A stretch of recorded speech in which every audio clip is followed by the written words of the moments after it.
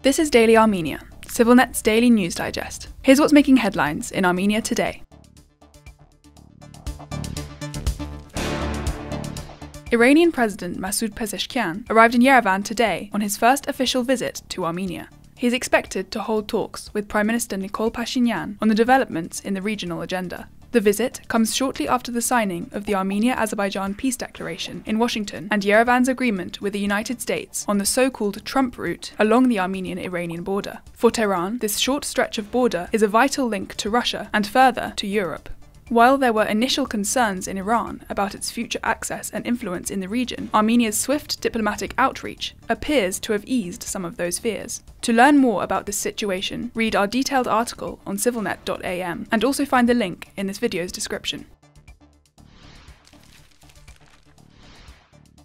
Armenia's customs service will exercise full control over the so-called Trump route, linking Azerbaijan to its Nakhichevan exclave through Armenia's Syunik province. The head of the country's State Revenue Committee told CivilNet in an interview on Friday. This is unequivocal, Eduard Hakobian said, stressing that the route will operate under Armenian jurisdiction and in line with Eurasian Economic Union's regulations. Hakobian added that the principles outlined in the Washington Declaration signed on August 8 by leaders of Armenia, Azerbaijan and the United States provide for the operation of Armenian border and customs agencies on the route. All types of procedures that operate on the rest of Armenia's checkpoints will function there as well. There will be customs, he said. The declaration's fourth clause introduced the Trump route for international peace and prosperity, pledging that all unblocked transport links will remain under the sovereignty and jurisdiction of the states concerned. It also promised to secure uninterrupted communication between mainland Azerbaijan and its exclave Nakhichevan, while boosting Armenia's own international and domestic connectivity. Capacity building in cooperation with US partners is also part of the agenda, citing a second memorandum of understanding that foresees training and technical support. This is about investment and institutional assistance, not operational foreign presence at customs posts, he stressed. Hakobian acknowledged that the specific details of how the road will operate have yet to be decided, calling it a matter for future technical talks, adding that his agency will do its part in suggesting solutions. Following the event in Washington, the Russian Foreign Ministry voiced concern that the US involvement in Syunik's customs regime could clash with the EEU's regulations. Hakobian dismissed such worries. If our state delivers the service, our customs will be present, and thus EEU rules will apply. His remarks follow weeks of debate triggered by US President Donald Trump's claim that an Armenia-Azerbaijan peace deal was pretty close, with Washington floating a long-term lease model for the 42-kilometer Syunik route. Yerevan has repeatedly rejected any proposal involving extraterritorial arrangements, insisting that all transit links must remain under Armenian sovereignty.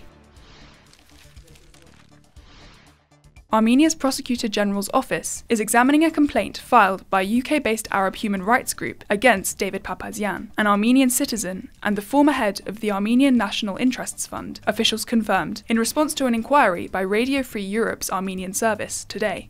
The group, known as the Arab Organization for Human Rights, alleged that Papazian, who became chairman of the board of the Gaza Humanitarian Fund earlier this year, may have been involved in or contributed to actions amounting to war crimes and crimes against humanity in Gaza.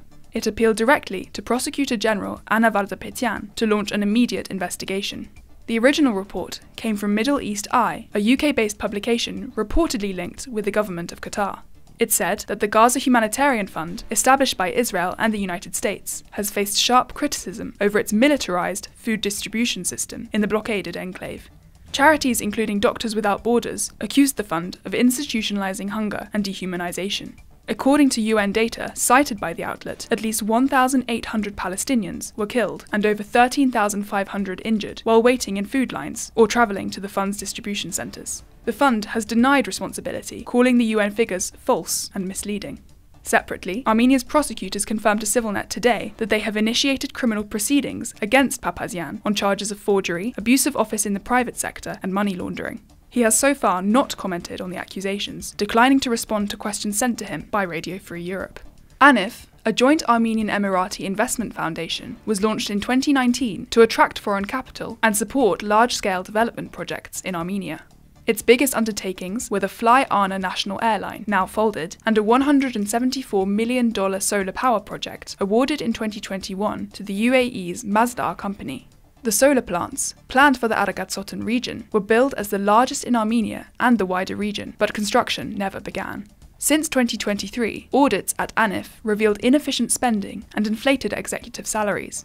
Prime Minister Nikol Pashinyan later called the fund a failure and disgrace, and the government formally moved to liquidate it in 2024. The shutdown left behind numerous unresolved obligations, now being covered by Armenia's state reserve funds. And finally, the CivilNet number of the day is 1,143,300. That's the number of residents of Yerevan as of last month, according to the country's National Statistical Committee. The capital's population grew by 0.8% since last July, and now makes up about 37% of Armenia's total population of roughly 3,084,000. Yerevan's population has been steadily rising since the end of the energy and humanitarian crisis of the 1990s, which triggered mass emigration, and today it stands at its highest level since 1989, just before the years of turmoil.